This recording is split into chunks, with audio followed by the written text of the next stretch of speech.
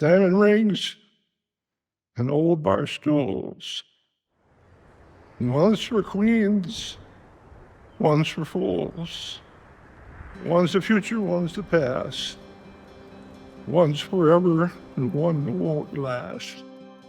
Today we gather to lift Ryan and Katie up in celebration of everlasting love. Their love is a testament to their faith. Both Ryan and Katie always maintained faith that they would find their other half. Katie, the first thing I will say is this, simply, we made it. I never thought I could love another person as much as I do for you. I've never met someone that is as loving, caring, and compassionate not only towards myself, but towards your family, friends, and all those that mean so much to you. I'm so proud of you and all of your accomplishments. I thank God every day that I get to wake up with you by my side along this journey that they call life. You have made me into a better person and into a better man in many ways. Who would have thought that a broken headlight would have led us to where we are today? You are my lover, my refuge, and most importantly, my best friend. You always know how to make my worst days bright and my best days even better. I intend with this marriage to love, care, support, and be the best provider towards you in every way possible. I cannot wait for this next chapter in life that God has waiting for us.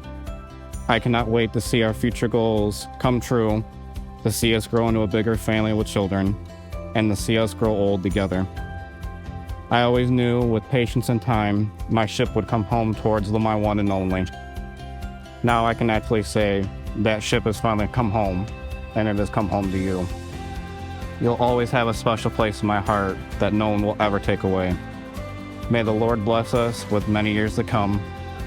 I love you to the moon and back, as always, Catherine Louise Diener. Ryan, who knew after you changing my headlights 3 years ago, we would be here now getting married? I vowed to embrace you tighter on your darker days, but to hold you close to me every day after too. I vow to pour our cup as much as I pour my own, to never drown or starve our love of consistency. It needs to keep growing.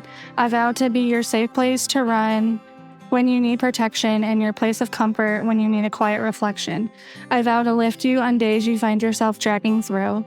I vow to always remind you of your potential because you have shown me more than you can see. I vow to listen to you. I promise to hear you without making you feel like a hostage to your thoughts because I know when they're dark. I can bring the light. I vow to never judge you and to always allow you to express yourself in the best way you choose. I vow to never deceive you, but instead love you to my core, shamelessly because you are deserving of it. I vow to be your calm after every storm because our love will always stand the rain. I vow to always be your galaxy to the moon, to be your light as we both embody the essence of our union. I vow to love you and to always show you. I vow to never make you question it. Ryan Michael Schoaf, you have my heart for eternity. There are no limits that love cannot surpass, and we see that here today.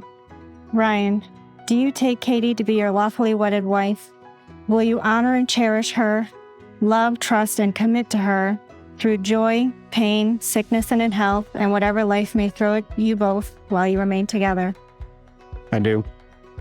And Katie, do you take Ryan to be your lawfully wedded husband? Will you honor and cherish him, love, trust, and commit to him through joy and pain, sickness and health, and whatever life may throw at both of you while you remain together? I do. Katie, I promise to love you and commit to you. I promise to be there for you when you need me, to be honest with you, to be faithful with you and you alone, and to walk through the valleys of life together. Just as the top is the mountain we will stand to.